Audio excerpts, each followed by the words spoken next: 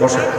কি হবে নামাজ রোজা ইমানদারির বড়াই করে যদি ওই খোদার কোরআন নর্দমাতে থাকে পড়ে। কি হবে নামাজ রোজা ইমানদারির বড়াই করে যদি ওই খোদার কোরআন নর্দমাতে থাকে পড়ে।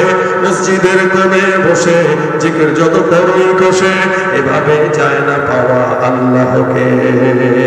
কি হবে বেঁচে থেকে অযথা বিদ্যা শিখে যদি না গড়তে পারি শ্বশুরবিহীন সমাজটাকে। কি হবে আলেম হয়ে ইমাম সেজে সমাজেতে পারো যদি সত্য কথা উচ্চ স্বরে না বলিতে। কি হবে আলেম হয়ে ইমাম সেজে সমাজেতে পারো যদি সত্য কথা উচ্চ স্বরে না বলিতে। চাকরির ভয় করো যদি ছেড়ে দাও ওই না গদি। কি হবে ধোঁকা দিয়ে আল্লাহকে। কি হবে বেঁচে থেকে অযথা বিদ্যা শিখে যদি না গড়তে পারি শ্বশুরবিহীন সমাজটাকে। কি হবে শেষ নবীজির উম্মত বলে দাবি করে যদি ওই নবীর চেয়ার কাদিয়ানীরা দখল করে। নবীজির জন্য যদি রক্তের বহে নদী, নবীজির জন্য যদি রক্তের বহেও নদী, তবুও হটব না এই দাবি থেকে। কি হবে নামাজ রোজা ইমানদারির বড়াই করে যদি ওই খোদার কোরআন নর্দমাতে থাকে পড়ে।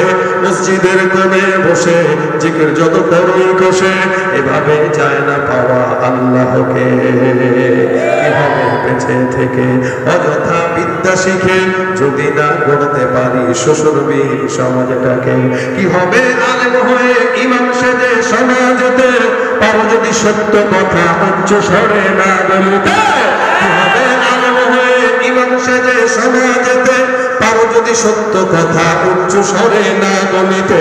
চাকরির ভয় করো যদি ছেড়ে দাও ওই না গদি। কি হবে ধোঁকা দিয়ে আল্লাহকে।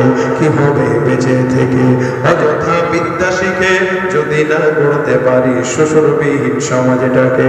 কি হবে শেষ নবীজির উম্মত বলে দাবি করে যদি ওই নবীর চেয়ার কাদিয়ানীরা দখল করে।